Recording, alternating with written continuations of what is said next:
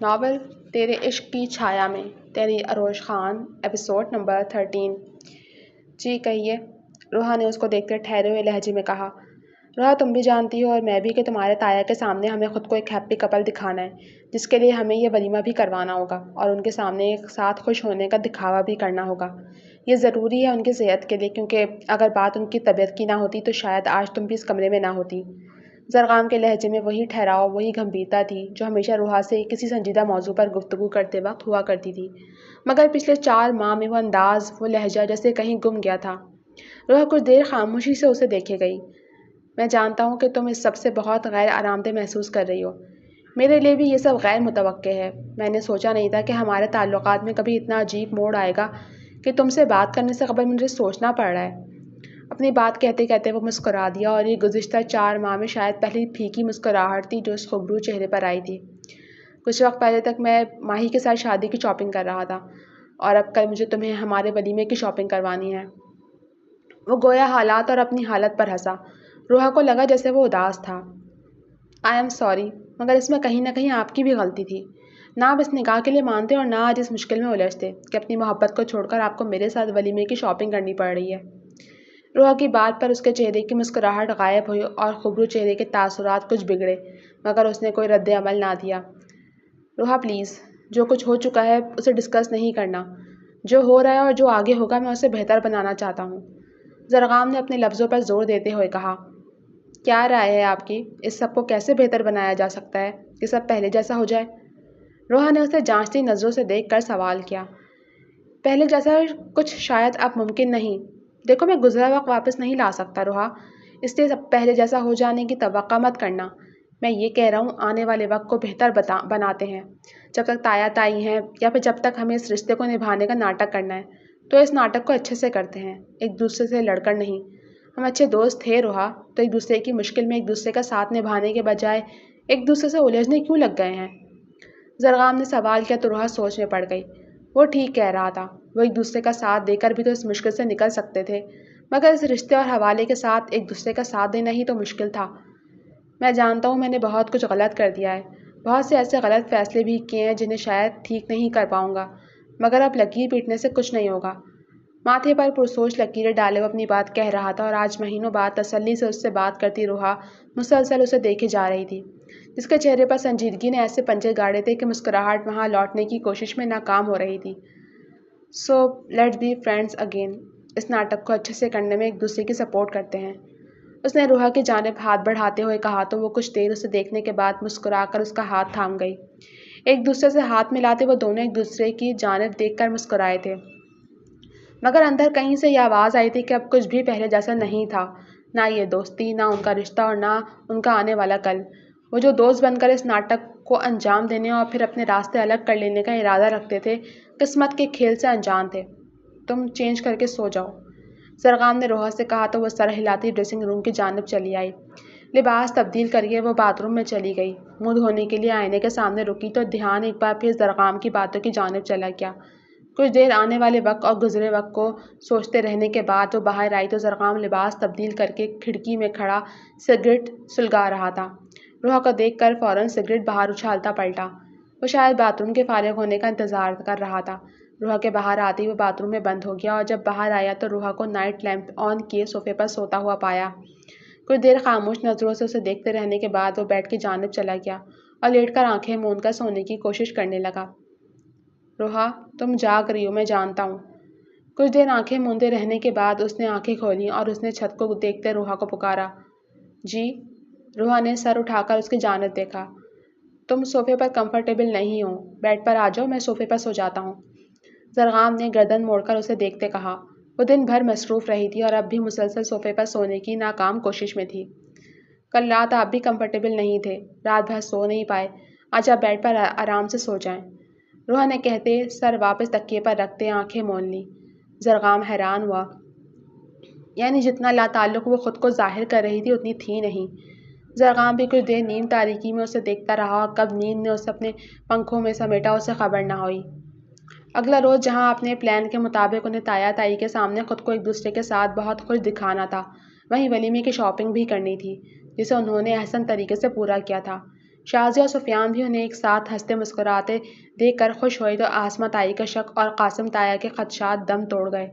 اگلا پورا ہفتہ اسی طرح مصروف گزرا اور کل ان کا ولیمہ ہونا تھا۔ سبھی تیاریوں میں مگن تھے مگر روحا عجیب کشمکش اور بے چینی کا شکار تھی۔ اس کی اس بے چینی اور غائب دماغی کو فقط زرغام نے ہی محسوس کیا۔ اسے لگا تھا وہ کل ہونے والے ولیمے کی وجہ سے پریشان ہے، جو کہ کسی حد تک ٹھیک بھی تھا، کیونکہ ولیمے کے بعد ان کا اس رشتے سے نکلنا اور آگے بڑھنا مزید مشکل ہو جائے گا، مگر فی الحال انہیں یہ کرنا تھا۔ یہ دونوں کا مشترکہ فیصلہ تھا، روحا کے تایا کی طبیعت کے پیش نظر۔ کیا ہوا؟ وہ سب سے نظر بچا کر روحا کے پیچھے کچن میں آیا تھا۔ جی کچھ بھی تو نہیں، روحا نے زبردستی مسکرانے کی کوشش کی جو بری طرح ناکام ہوئی۔ پریشان لگ رہی ہو؟ ولیمے کو لے کر پریشان ہو؟ زرغام نے اس کے چہرے کو نظروں میں جماتے ہوئے کہا۔ اس کی نظروں سے روحا عجیب تاثرات کا شکار ہوئی۔ نہیں، بس آپ کو ایسے لگ رہا ہے، اور ولیمہ کیوں ہو رہا ہے ہم دونوں جانتے ہیں۔ روحا نے اس کے سامنے سے ہٹتے ہوئے کہا۔ روحا، تو کیا چیز پریشان کر رہی ہے بتاؤ مجھے۔ تم سب کو دھوکے میں رکھ سکتی ہو، مجھے نہیں۔ پچھلے 3-4 دنوں سے کچھ چھپا رہی ہو، اور آج تو کوئی بھی پرکھ سکتا ہے کہ تم اداس ہو۔ زرغام نے اس کے راستے میں حائل ہوتے ہوئے استفسار کیا تو وہ کچھ دیر خاموشی سے اسے دیکھتی رہی، پھر اچانک اس کی آنکھوں میں نمی چھلکی۔ ماہی، روحا نے فقط اتنا کہا تو زرغام سمجھتے ہوئے لب بھیج گیا۔ کال کی تھی اس نے؟ زرغام نے سوال کیا تو روحا نے لب کچلتے ہوئے سر اس بات میں ہلایا۔ کیا کہا اس نے؟ زرغام نے اس کے چہرے کو دیکھتے نرمی سے پوچھا۔ بہت غلط باتیں، مجھے بہت بددعائیں دیں، پہلے کال کر کے جھگڑتی تھی، مگر آج اس نے مجھے کریکٹر لیس کہا۔ روحا کہتے کہتے رو دی۔ روحا، تمہیں ماہی کی باتوں پہ افسردہ ہونے کی ضرورت نہیں، زرغام نے اسے تسلی دیتے ہوئے کہا۔ اسے اندر ہی اندر اس ساری صورتحال پر طیش آیا تھا۔ لیکن میری کیا غلطی ہے زرغام؟ میں نے تو کبھی نہیں چاہا تھا کہ آپ ماہی کو چھوڑ کر میرے ساتھ، میری کوئی غلطی نہیں ہے۔ وہ منہ پر ہاتھ رکھے رونے لگی۔ غلطی ہے روحا، تمہیں ماہی کو بدل کر وہ بنانا ہی نہیں چاہیے تھا جو وہ کبھی نہیں تھی۔ زرغام نے روحا کے کندھے پر ہاتھ رکھتے اسے تسلی دیتے ہوئے کہا، مگر اس کی بات پر چونکی۔ میری پسند کے پیش نظر تم نے ماہی کو بدل دیا، مگر انسان کا ظاہر بدل سکتا ہے، اس کا باطن نہیں۔ زرغام کو اس دن ماہی کی کہی گئی باتیں یاد آئیں تو کہہ دیا، اور روحا اس بات کے کھل جانے پر لب کچل گئی۔ یہ بات تو اس نے زرغام سے کبھی نہ کہی تھی، تو اسے کیسے پتہ چلی؟ تمہیں لگا کہ کبھی جان نہیں پاؤں گا کہ ماہی کے اندر آیا بدلاؤ تمہاری بدولت تھا؟ زرغام کے شکوہ کناں لہجے میں پوچھے جانے والے سوال پر روحا نے نظریں چرائیں۔ مجھے لگا وہ آپ کو اچھی لگی ہے تو اسے ویسے ہی ہونا چاہیے جیسے آپ کو پسند ہے، اور وہ ویسی بن بھی تو گئی تھی۔ روحا نے آنسو پوچھتا آہستگی سے کہا تو اس کی بات پر وہ تلخی سے مسکرا دیا۔ ہاں، بظاہر ویسی بن گئی تھی، مگر اندر ہی اندر اس سب سے نفرت رکھتی تھی، زرغام نے آنچ زدہ لہجے میں کہتے سر جھٹکا تو روحا استفہامیہ نظروں سے اسے دیکھنے لگی۔ ہمارے نکاح کے بعد جب یہاں تم سے الجھ کر گئی تھی نا، تو اس کے پیچھے گیا تھا میں۔ زرغام نے آہستہ آہستہ روحا کو ساری بات بتائی تو وہ افسردگی سے زرغام کو دیکھنے لگی۔ اس کا لہجہ بتا رہا تھا کہ یہ سب اسے افسردہ کر رہا تھا۔ روحا کو خود سب جان کر افسوس ہوا۔ تمہیں ایسا نہیں کرنا چاہیے تھا روحا، زرغام نے گہرا سانس خارج کرتے ہوئے کہا تو روحا سر جھکا گئی۔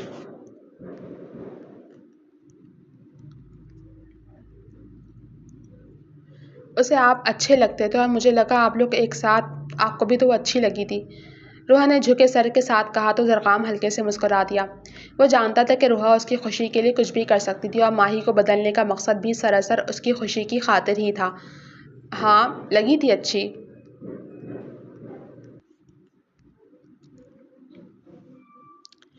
اس کا کانفیڈنس، اس کی کامیابی، اس کا زندگی جینے کا نظریہ اچھا لگا تھا، مگر اسے پرپوز میں نے ان خوبیوں کی وجہ سے نہیں کیا تھا جن خوبیوں کی وجہ سے میں نے اسے پرپوز کیا تھا۔ مجھے پتہ چلا وہ خوبیاں تو اس میں تھی ہی نہیں۔ روحا کو دیکھتے اس نے طنزیہ مسکراہٹ کے ساتھ کہا۔ جواباً روحا نے کچھ کہنے کے لیے لب کھولے تھے جسے زرغام نے ٹوک دیا۔ بہرحال مجھے اس بارے میں مزید بات نہیں کرنی، آپ منا لیں گے نا اسے؟ روحا نے پر امید لہجے میں پوچھا تو زرغام کو اب کے بار اس پہ غصہ آیا۔ وہ اب بھی ماہی کی فکر میں گھل رہی تھی جو اسے ہر چیز کے لیے قصوروار ٹھہرا رہی تھی۔ نہیں، کبھی نہیں مناؤں گا، وہ ضد چھوا تھا۔ کیوں؟ روحا نے شاکی نظروں سے اسے دیکھا۔ تمہاری وجہ سے ہرگز نہیں، روحا کی نظروں کو پڑھتے اس نے جواباً کہا تو وہ نظریں پھیر گئی۔ ہمارے اس رشتے کا فیصلہ وہی ہوگا جو تم چاہو گی، تمہاری خوشی میرے لیے سب سے اہم ہے۔ زرغام نے اسے یقین دلایا تو وہ کچھ دیر خاموشی سے اسے دیکھے گئی، اور پھر شازیہ کی کچن کی جانب آمد پر زرغام روحا کو آنکھوں ہی آنکھوں میں تسلی دیتا کچن سے چلا گیا۔ شازیہ کچن میں آئیں تو روحا اور زرغام میں ہوتی خاموش گفتگو کو انہوں نے بڑی پرسوچ نظروں سے دیکھا تھا۔ ولیمے کی تقریب میں روحا اور زرغام کے ددیال سمیت برطانیہ میں موجود سبھی قرابت داروں کو مدعو کیا گیا تھا۔ نیز ان کے چند قریبی دوستوں کو بھی صورتحال سے آگاہ کر کے ولیمے میں شرکت کرنے کو کہا گیا تھا تاکہ تایا تائی کو کوئی سوال اٹھانے کا موقع نہ ملے۔ زرغام نے صرف احسن کو ہی مدعو کیا تھا کیونکہ وہی اس کا سب سے قریبی دوست تھا اور اس سارے معاملے سے آگاہ بھی تھا، تو روحا نے بھی صرف سمرا کو ہی آنے کو کہا تھا جو کچھ دن قبل ہی پاکستان سے لوٹی تھی، مگر اس سارے وقت میں وہ مسلسل روحا سے رابطے میں رہی تھی اور اسے سمجھاتی بھی رہی تھی۔ ولیمے کی تقریب اپنے عروج پر تھی۔ روحا کو تیار کر کے برائڈل روم میں بٹھایا گیا تھا جبکہ زرغام ہال میں موجود مہمانوں سے مل رہا تھا۔ اکثر لوگ اس اچانک نکاح پہ ولیمے پر اپنی حیرت کا اظہار کر رہے تھے، مگر سچ شکر کہ یہ حیرت کا اظہار قاسم خان اور آسمہ بیگم تک نہیں پہنچ پا رہا تھا، جس کا سہرا احتشام اور فروا کے سر جاتا تھا، جنہیں سفیان نے بھروسے میں لے کر ساری بات بتا دی تھی اور ان دونوں نے ہی روحا کے اپنے ہونے کا ثبوت دیتے ان کا ساتھ دینے کا وعدہ کیا تھا، اور اب فروا آسمہ جبکہ احتشام باپ کے ساتھ ساتھ ہی تھے تاکہ کوئی بھی ان سے اس سلسلے میں بات نہ کر سکے۔ قریبی لوگوں کو تو وہ لوگ مناسب لفظوں میں سمجھا ہی چکے تھے کہ قاسم خان کے سامنے ایسی کسی بات کا اظہار نہ کیا جائے جو ان کی پریشانی کا سبب بنے، اور تاحال ایسا کوئی واقعہ پیش نہیں آیا تھا۔ روحا ایک بار ٹچ اپ کر لو، تمہاری انٹرنس ہونے والی ہے، سمرا نے خود کو آئینے میں دیکھتے ہوئے اپنی لپسٹک درست کرتے کہا تو روحا نے ایک بیزار شکل بنا کر اسے دیکھا۔ مجھے فرق پڑ رہا ہے کہ میں کیسی لگ رہی ہوں اور کیسی نہیں۔ سیم کی ملامتی نظروں کے جواب میں اس نے کندھے اچکاتے کہا۔ وہ جب سے تیار ہو کر آئی تھی اس نے ایک بار بھی نظر بھر کر خود کو نہیں دیکھا تھا۔ وہ بلا کی خوبصورت لگ رہی تھی مگر اسے جیسے کوئی فرق نہیں پڑتا تھا۔ بہت پیاری لگ رہی ہو تم، آج تک ایسی بیزار اور سڑیل دلہن نہیں دیکھی جو نہ چاہتے ہوئے بھی اتنی حسین لگ رہی ہے۔ سیم نے بھی اس کی ناراضگی سے خائف نہ ہوتے ہوئے کہا تو جواباً وہ آنکھیں گھما گئی۔ یا روح، کون دلہن اپنی شادی پر اتنی لاتعلق و بیزار ہوتی ہے؟ سیم اس کے سامنے بیٹھتی ناسمجھی سے مستفسر ہوئی، جبکہ نکاح کے برعکس یہ ولیمہ تو خود اس کی مرضی سے ہو رہا تھا، وہ جسے اپنی سہیلی کے منگیتر سے زبردستی نکاح کے لیے مجبور کیا جاتا ہے۔ سپاٹ انداز میں ہمیشہ دیے جانے والے جواب پر سیم کے ماتھے پر بل پڑے۔ پر ولیمے کے لیے تمہیں مجبور نہیں کیا گیا، اور ماہی کو اب بھی سہیلی کہتی ہو تم؟ جو باتیں وہ تمہیں اور تمہارے کریکٹر کو لے کر چکی ہے اس کے بعد بھی؟ سیم نے برہمی سے پوچھا۔ روحا خود ہی تو ساری بات بتاتی آئی تھی، اور اس وقت روحا کا رونا اور اب پھر ماہی کی فکر کرنا سیم کو ایک آنکھ نہیں بھا پایا تھا۔ وہ غصے میں ہے، غصہ ٹھنڈا ہو تو، روحا نے کہنا چاہا جسے سیم نے خفگی سے ٹوک دیا، تو اس کے منہ سے نکلے الفاظ واپس آ جائیں گے۔ ایک بات جانتی ہو روحا، دماغ میں بھرا زہر اور سوچ انسان غصے میں ہی اگلتا ہے، ورنہ تو چہروں پر مکھوٹے لگائے رکھتا ہے اور دل کے میل کو ایک خوبصورت مسکراہٹ کے پردے میں چھپائے رکھتا ہے۔ سیم کی بات کے جواب میں روحا لاجواب ہوئی تھی۔ تم خود بھی جانتی ہو اور شاید اب تک اچھے سے سمجھ گئی ہوگی کہ تم سے ماہی کی دوستی صرف مطلب کی تھی، اسے زرغام میں انٹرسٹ تھا، اس لیے وہ تمہارے قریب ہوئی تاکہ تمہاری مدد سے وہ زرغام کے قریب ہو سکے۔ سیم نے مزید کہا۔ یہی تو، اسے زرغام میں انٹرسٹ تھا اور زرغام کو اس میں، اور اب وہی زرغام میرا شوہر بن گیا تو اس کا غصہ جائز ہوا نا۔ روحا نے ساری گفتگو میں سے اپنے مطلب کی بات پکڑی۔ اور جو باتیں وہ تمہارے کردار کو لے کر کرتی آئی ہے وہ درست ہیں؟ دوستیں ایسی ہوتی ہیں؟ روح، جب تم نے زرغام پر الزام لگایا تھا تو کیا ایک بار بھی اس نے کہا کہ روحا غلط کہہ رہی ہے؟ بنا ایک بھی سوال کے اس نے مانا کہ روحا نے کہا ہے تو یہی سچ ہوگا؟ تمہیں بس ماہی کی فکر ہے، اس شخص پر کیا گزری ہوگی یہ نہیں سوچا؟ احسن نے بتایا مجھے کہ اسے بس اس چیز کی فکر تھی کہ روحا کی آنکھوں میں نفرت ہے، روحا خفا ہے، روحا کا اعتماد ٹوٹ گیا۔ سیم نے سر نفی میں ہلاتے گویا روحا کو اس کے رویے اور سوچ کے غلط ہونے پر تعصب سے دیکھا۔ سیم کی باتیں روحا کو شرمندہ کر رہی تھیں مگر وہ اس بارے میں سوچنا ہی نہیں چاہتی تھی، سوال ہی پیدا نہیں ہوتا تھا۔ سیم، پچھلے تقریباً 4 ماہ میں تم یہ باتیں مجھ سے 400 بار کہہ چکی ہو۔ اس نے اثر نہ لینے کا عہد کر رکھا تھا اور تمہیں فرق پھر بھی نہیں پڑا۔ سیم زچ ہوئی۔ آ جاؤ روحا، تم لوگوں کی انٹری ہونے والی ہے، فروا نے اندر آتے ہوئے کہا تو روحا اٹھ کھڑی ہوئی۔ واؤ روحا، تم سچ میں بہت حسین لگ رہی ہو۔ فروا نے روحا کو دیکھا تو آنکھیں اور منہ حیرت سے کھل گئے۔ روحا نے سمرا کی جانب نظر ڈالی جو آنکھوں میں جتلاتا تاثر لیے اترائی تھی، جیسے کہہ رہی ہو کہ یہ دیکھو میری بات سچ تھی۔ ویسے کوئی اور صورتحال ہوتی تو زرغام بھائی کا گھائل ہونا تو پکی بات تھی، فروا نے چہک کر کہا تو روحا نے نظر چراتے بے ساختہ ایک نگاہ خود کو آئینے میں دیکھا۔ پسٹل رنگ کے برائڈل ڈریس میں دلہنوں کی مانند سجی وہ حقیقتاً قہر ہی ڈھا رہی تھی۔